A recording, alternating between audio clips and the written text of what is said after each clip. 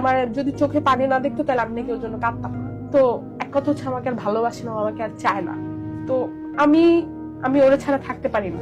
আমি ওরে অনেক ভালোবাসি এবং এখনো ভালোবাসি।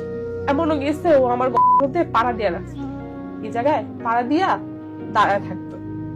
বেল্ট খুললেও আমারে মারছে, মানে মারছে তো মারছে, আমার শরীরে পুরো দাগ, ওর ভিতরে একটু কষ্ট লাগে না।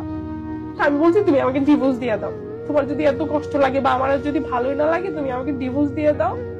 তো বললো কি যে ঠিক আছে আমার সবাই এলে আমি ডিভোর্স দিয়ে দিব, তোরে ইউজ করছে আমি এতদিন। ও নাকি আমাকে ইউজ করছে। হাজবেন্ড বউ মানে হাজবেন্ড ওয়াইফ কি একটা স্ত্রীকে ইউজ করতে পারে? তো বিয়েটা কি ইউজ করার জিনিস?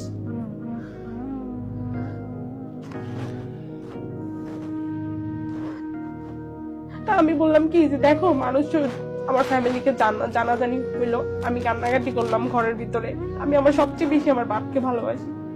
আমার বাপ এটা দেখার পর মানে আর সে খাওয়া দাওয়া ছেড়ে দিছে।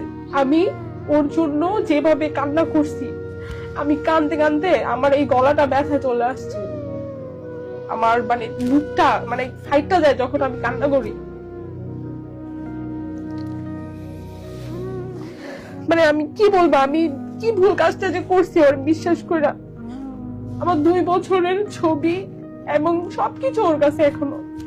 আমার কথা যে পুরুষ মানুষ কেন এরকম, যে পুরুষ মানুষ তো বিশ্বাস করে তার সাথে সবকিছু করা, এইগুলো আবার মানে স্ক্রিনশট দিয়া ছবি দিয়া ভিডিও করা প্রকাশ করে, এটা কি ধরনের জিনিস?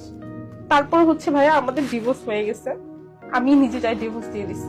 4 মাস আগে ডিভোর্স দিয়ে দিছি, গত 4 মাস আগে সহ্য করতে না পেরে আমি ডিভোর্স দিয়ে দিছি। ডিভোর্সের পর আমি 5-6 দিন মানে আমি মানে কোনো আমার মানে হুঁশ ছিল না যে আমি কই আছি কি করতেছি।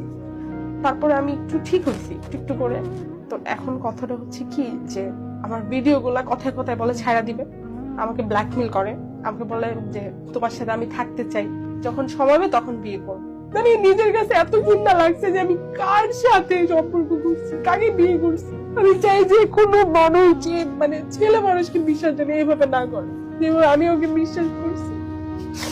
আমি যখন চাকরি করতাম নিজে টাকা খরচ না করে ওকে দিতাম। ও আমার থেকে কখন টাকা চাইতো কিভাবে জানেন? তুমি আমার 10,000 টাকা দাও। আমি 10,000 টাকা কেমন আনবো? আমি কি শুয়ে এনে দিব?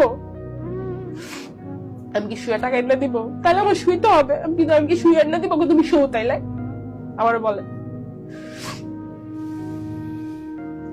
আমি আমার ফ্যামিলির বড় মেয়ে, আমি আমার লাইফটা এত ভালো ছিল। আমার বাবা যখন আমার জন্য বিয়ে ঠিক করছিল ইটালিতে,